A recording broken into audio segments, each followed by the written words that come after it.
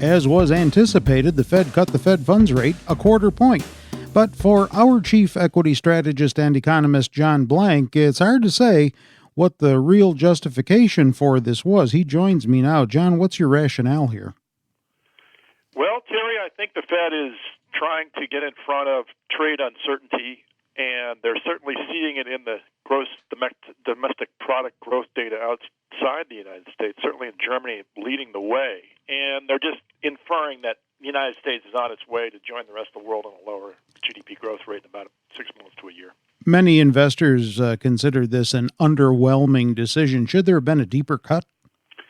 I don't think so, not now.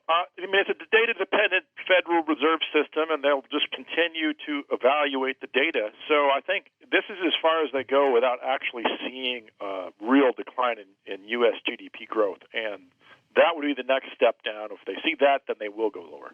So to clarify, was this the right move at this point? Yes, I think it was. Now that we have the impeachment underway for the President of the United States, which puts a whole new cloud of uncertainty over the market,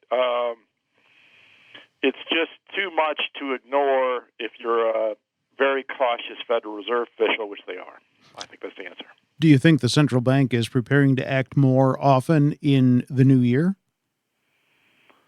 I don't think so. I think they're going to be completely agnostic. I think they feel like they're at the right level, and I think they're watching closely interest rates outside the United States as well as growth rates in the United States, and they're just going to make a data-dependent decision, Terry. Do you see an imminent U.S. economic downturn on the horizon? Well, 25% is the call right now for later in next year for a recession, and I think that's lining up where the election is, which is the scary part for this whole administration. So tough to argue with that, Terry, unless we see change in the PMIs all over the world, and we're not seeing it go in the right direction at this point in time. What do you think the other central banks are going to do in light of the Fed move here? Well, they're continuing to be incredibly accommodating, and that's still not lighting the growth fire that we want to see out there. So they're going to keep on accommodating until they see the growth, and we see those PMIs turn around. So I think at this point you can expect more easing outside the United States. All right, stocks on your radar right now include Amgen, ticker AMGN, Tokyo Electron, and Kinross Gold. Why these? Yeah, Amgen. First of all, this is a great drug stock. Healthcare is really out of favor right now, and so you gotta like a stock like that because it's just not being liked, and we're seeing in our Zacks ranking that it has strong potential for gains. So probably more of an investing call and a trading call, but you got to like that. Kinross Gold, this is your gold play. With all this uncertainty, you got to buy gold stocks, and this is a cheap one, and it's got good metrics as a stock. So as long as gold prices hold up, you got to like Kinross. And the third one I threw out there was Tokyo Electron. Yeah, this is a chip stock. What I like about it is TOELY is the major Japanese chip maker. So you also get a play out of the Japanese share indexes. And stock's been done real well. If you think there's a recovery, we had a trade deal from Japan announced today.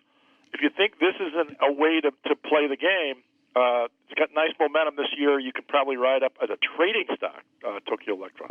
All right, and that today you refer to on the calendar, September the 26th. Chief Equity Strategist and Economist John Blank on interest rates and the global markets. And with John, I'm Terry Ruffalo. This material is being provided for informational purposes only, and nothing herein constitutes investment, legal, accounting, or tax advice, or a recommendation to buy, sell, or hold a security. Do not act or rely upon the information and advice given in this podcast without seeking the services of competent and professional legal, tax, or accounting counsel. Publication and distribution of this podcast is not intended to create, and the information contained herein does not constitute an attorney-client relationship. No recommendation or advice is being given as to whether any investment or strategy is suitable for a particular investor. It should not be assumed that any investments in securities, companies, sectors, or markets identified and described were or will be profitable. All information is current as of the date herein and is subject to change without notice. Any views or opinions expressed may not reflect those of Zacks Investment Research as a whole.